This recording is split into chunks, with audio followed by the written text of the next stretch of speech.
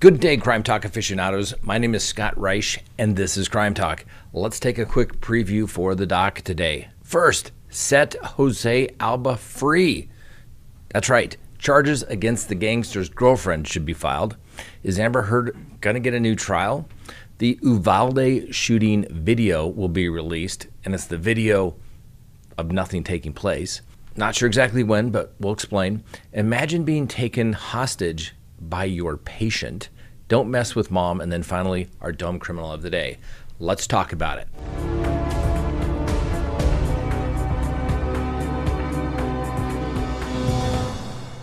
Good day, Crime Talk aficionados. My name is Scott Reich, and this is Crime Talk. First, I want to thank everybody for joining us. All the happy birthday wishes. I want to say thank you very much. It was a very, very good birthday. We'll talk more about that on Tuesday night on our live show, which is Tuesday Mountain Time, 6 p.m. All right, you know the drill. Subscribe if you haven't. Like the video if you do. Leave me a comment below about what we discussed here today. All right, let's get to the docket. First, new surveillance footage has emerged in the bodega worker Jose Alba case, trying to fend off the gangster he stabbed to death and his girlfriend as the pair attacked him in the store over, that's right, a $3 bag of chips.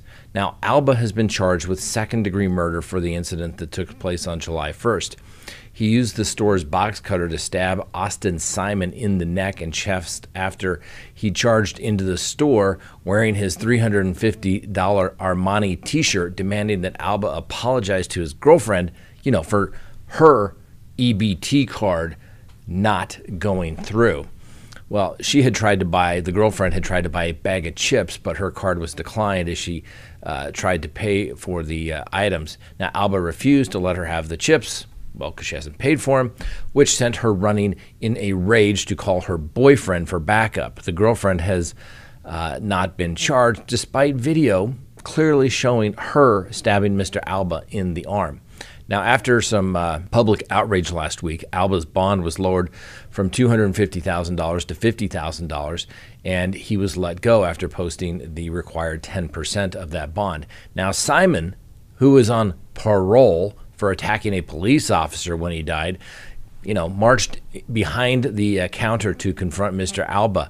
And you can hear it on there saying, "Papa, I don't want a problem, Papa," Alba told him calmly. Simon charged into the Blue Moon convenience store minutes after his girlfriend tried to buy the bag of chips for her daughter, but the EBT benefits card was declined. Now, the woman claimed Alba snatched the bag of chips from the child, is heard on the video asking Alba, "Did you put food?" Alba responded that he'll try her card another time. "Okay, Mama, let me do it another time." "My God," he says to her as she insists, "there's money on there." He scans the card multiple times and hands it back to her, telling her it's not working. Now, edited footage cuts to show another customer in the bodega as the woman is heard yelling out of the view of camera. This is what she's saying: "You can't touch my daughter. Don't snatch that out of my daughter, you effing piece of..." The woman had reported that Alba snatched the bag of chips from her daughter's hands when they couldn't pay. She continues, "I'm going to bring my N down here and he's going to F you up. My N is going to come down here right now and F you up." Nice lady. Nice lady. Real classy for sure, isn't she? Well, Alba tells her that it's not his fault and that the card was simply not working. What is he supposed to do? Another woman asked, "Did they take something from you?" Alba replied, "No, I took it back." Simon can then be seen on the video storming into the store and walking behind the counter where he confronts Alba. "What's up with you, N-word?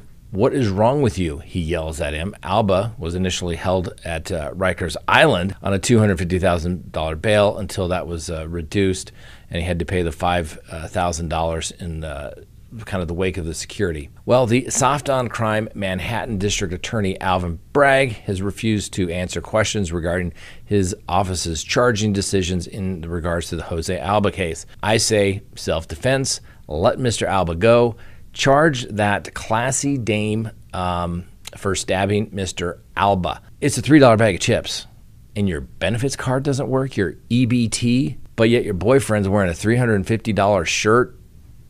after he gets out on parole, why didn't you just pay with some cash? Why didn't you just use your own card? All this over a $3 bag of chips. I say charge the classy dame.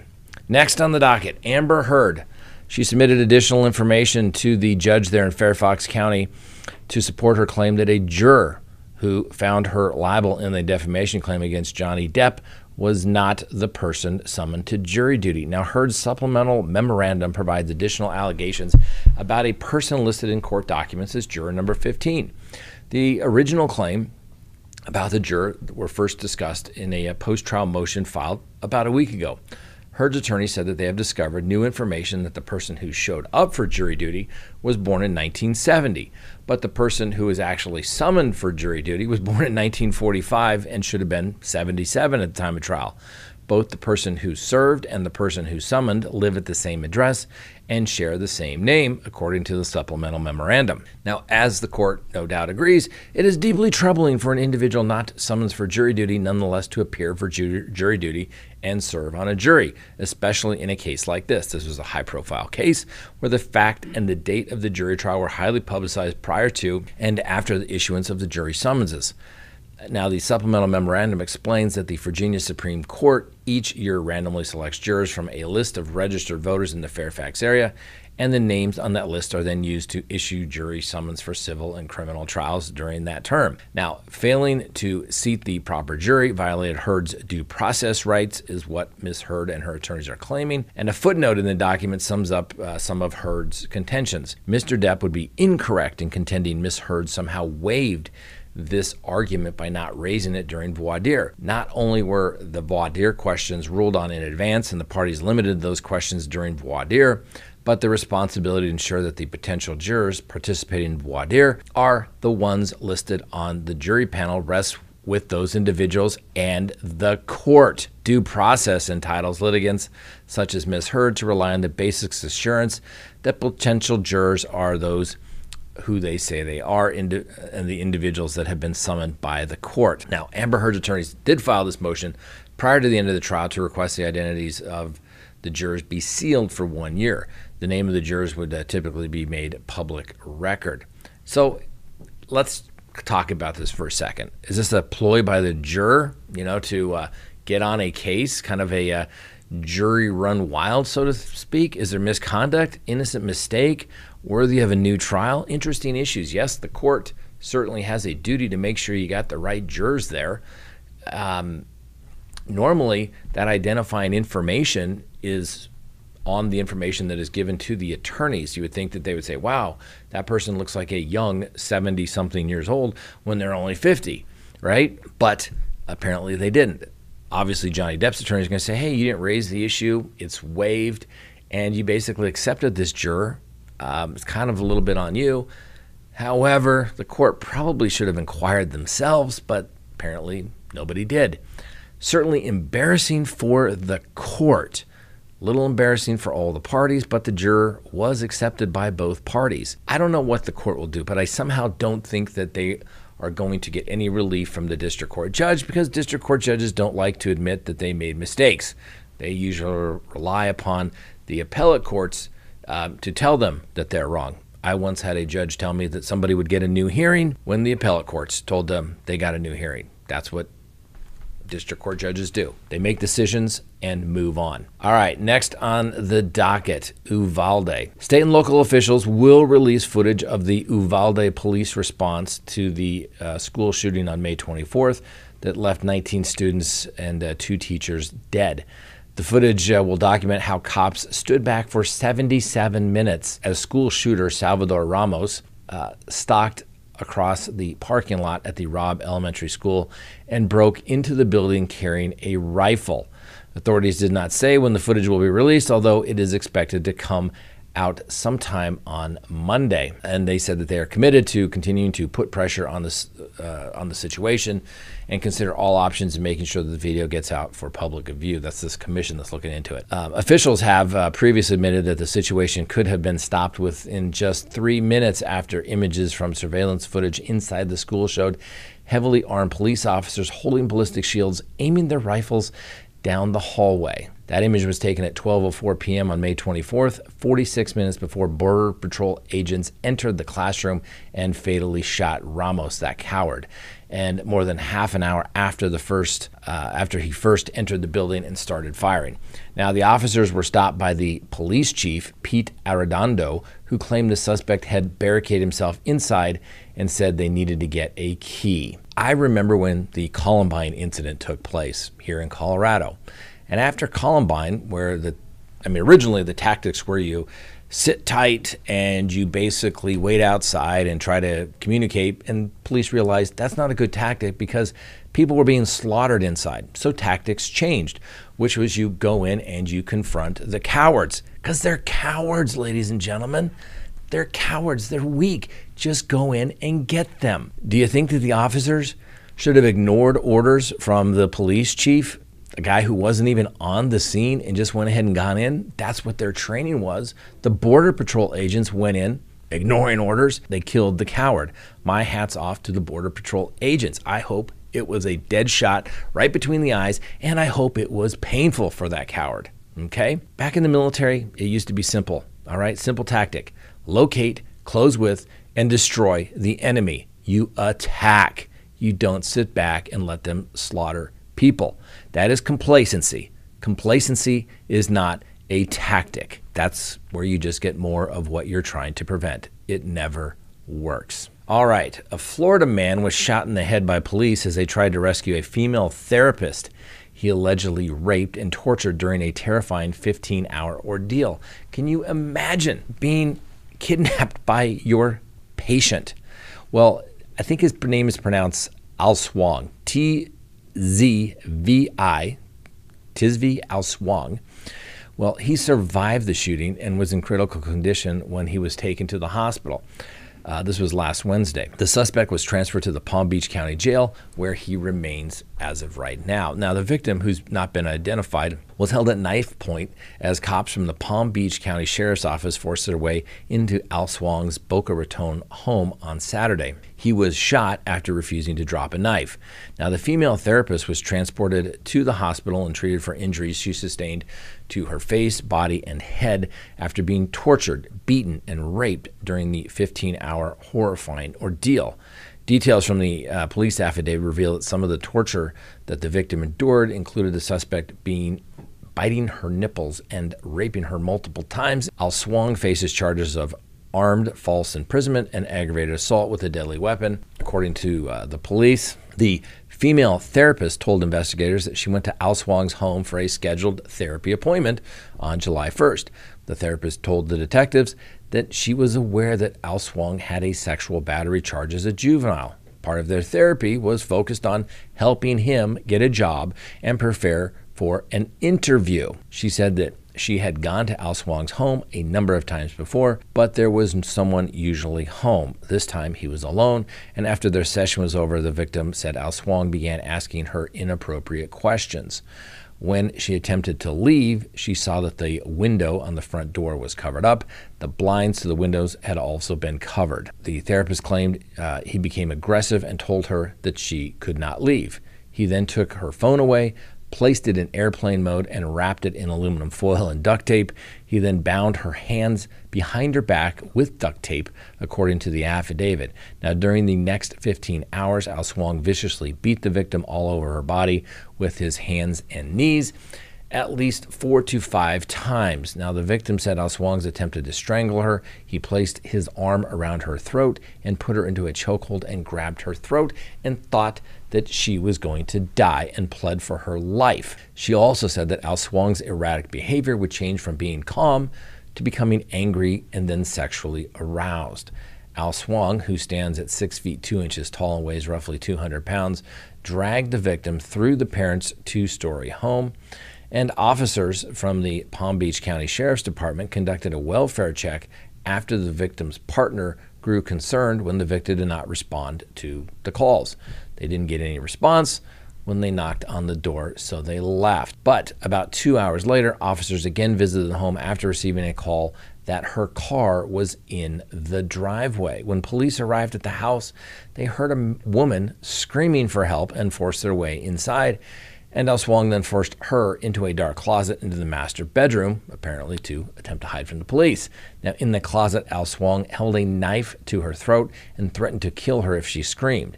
Now, the victim said that Al Swong became sexually aroused and wanted to put one of her mother's favorite dresses on.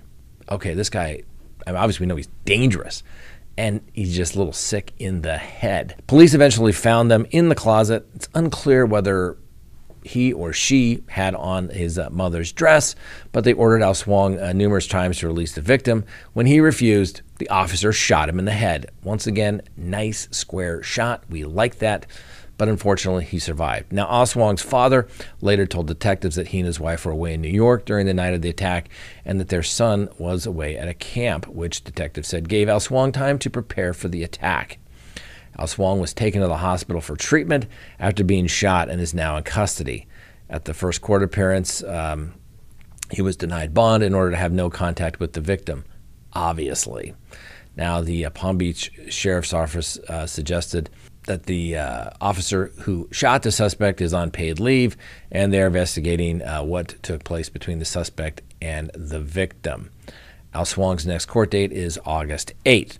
I think that police officer should be put back on duty immediately because clearly he solved the situation. He ended the situation. Al Swong's probably going to sue him now, saying that you could have tased me, you could have done anything else you could have wanted to do, but why'd you have to shoot me? I go with the shoot. Go with the shoot option. 8. Don't mess with mom. A New Mexico mother held onto the hood of a moving SUV as it crossed an intersection. It wasn't just any SUV, it was hers. A woman allegedly carjacked her and her 2 young children remained inside.